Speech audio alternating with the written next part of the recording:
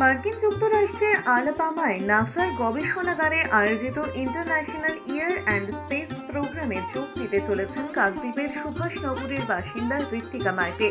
বর্তমান তিনি কলকাতার সেন্ট জেভিয়ার্স কলেজের তৃতীয় বর্ষের ছাত্রী। রসায়ন বিদ্যা নিয়ে স্নাতক করেছেন। গত ফেব্রুয়ারি মাসে ভারতের মহাকাশ গবেষণা কেন্দ্র ইসরোর আলোচনা সভাতেও ঋত্বিকা ডাক পেয়েছিলেন। সেখানে তার মৌলিক ভাবনা তুলে ধরেছিলেন। এবার নাসার বিজ্ঞানীদের সামনে মহাকাশ গবেষণা সম্পর্কে ঋত্বিকা তার মৌলিক ভাবনা তুলে ধরবেন। ইতিমধ্যে ঋত্বিকা মহাকাশ গবেষণা বিষয় নিয়ে তার মৌলিক ভাবনাকে তুলে ধরে একটি প্রবন্ধ লিখেছিলেন। এই প্রবন্ধ মার্কিন সংস্থার কাছে পাঠানোও হয়েছিল। প্রবন্ধটি পড়ে মার্কিন সংস্থার বিজ্ঞানীরা এই অনুষ্ঠানে যোগ দেওয়ার জন্য ঋত্বিকাকে মনোনীত করেছেন। এরপর মার্কিন সংস্থা এক্সা এরোস্পেসের দায়িত্বপ্রাপ্ত আধিকারিকরা অনলাইনে তার ইন্টারভিউ নেন। সেই ইন্টারভিউতেও সাফল্য লাভ করেন ঋত্বিকা। এরপরেই তাকে মার্কিন মুলুকের নাসার গবেষণা কেন্দ্রের ওই অনুষ্ঠানে যোগ দেওয়ার জন্য আমন্ত্রণ জানানো হয়। মার্কিন সংস্থার পক্ষ থেকে গত কয়েকদিন আগেই সেই আমন্ত্রণ পত্র পাঠানো হয়েছে ঋত্বিকাকে। আর এই ব্যাপারটা হবে নাসার ফেসিলিটি সেন্টারে। ওখানে নাসার ইঞ্জিনিয়ার সায়েন্টিস্টরা এসে আমাদেরকে গাইড করবে। আমি এখানে অ্যাপ্লাই করেছিলাম, আর এখানে বিভিন্ন সিলেকশন প্রসেস ছিল।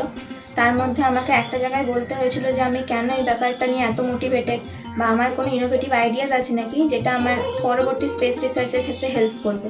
তো আমি সেই সব নিয়ে একটা এসে লিখেছিলাম এবং তার উপর ভিত্তি করে ওরা আমাকে সিলেক্ট করে। তারপর ওরা নিজেরই একটা ইন্টারভিউ নিয়েছিল। তো সেই ইন্টারভিউ দেওয়ার পরে সেখান থেকে আমি এটাই সিলেক্ট হতে পেরেছি। ওরা একটা অ্যাকসেপ্টেন্স মেল আমাকে পাঠিয়েছে। এই ব্যাপারটা নিয়ে ইসরোতে একটা ন্যাশনাল স্পেস সায়েন্স সিম্পোজিয়াম হয়েছিল। সেখানে আমি আমার এই মৌলিক চিন্তাটাকে প্রেজেন্ট করেছিলাম এবং আমি এই চিন্তাটাকে নিয়েই ওই এসেটা লিখেছিলাম, যেটা আমি ওখানেও প্রেজেন্ট করেছি। আর আমি এটা নিয়ে এখন রাত দিন ধরে পড়াশোনা করছি যে এই ব্যাপারটাকে আরও কীভাবে একটা কনস্ট্রাকটিভ ভালো আইডিয়া করে তুলে ধরা যায়। আমি এটাকে ওখানে ভালো করে আরও প্রেজেন্ট করতে চাই, যাতে আমি আমার দেশকে ভালোভাবে প্রেজেন্ট করতে পারি। যে সুযোগটা পেয়েছে মহাকাশের গবেষণার ক্ষেত্রে নাসা, সেখানে ওর অনেক দিনেরই প্রত্যাশা ছিল। সেই অনুযায়ী ও তার নিজের প্রচেষ্টায় বিভিন্ন নেট ঘেঁটে ইসরোতে সফল হওয়ার পরে নাসাতে পৌঁছায় এবং নাসা ওকে আবার সিলেক্ট করে। কিন্তু এর এই সুযোগটা আমরা খুব আনন্দিত। স্কুল শিক্ষক, প্রতিবেশী, পিতামাতা হিসেবে আমাদের কাছে খুব গর্বের, আনন্দের। কিন্তু একটা বিষয় আমার কাছে খুব চাপের। ওখানে যে 1 সপ্তাহ ব্যাপী ওদের ট্রেনিং পিরিয়ড হবে, ওখানে যে খরচাটা ওটা আমার কাছে খুব বাড়েন। একজন স্কুল শিক্ষক হিসেবে এই মুহূর্তে বহন করা আমার প্রতি খুব কষ্টকর। আনুমানিক প্রায় 7 লক্ষ টাকা খরচ হবে। আমার মনে হয়েছে, আমরা খোঁজখবর নিয়ে যেটা দেখেছি ছাত্রী হিসেবে, আমাদের রাজ্য থেকেও প্রথম এই সুযোগটা পেয়েছি।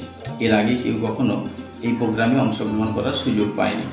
তাই রাজ্য সরকার যদি কিছু হেল্প করেন এই বিষয়ে আমি খুব উপকৃত হই। দক্ষিণ চব্বিশ পরগনা থেকে গোপাল শীলের রিপোর্ট, এস নিউজ।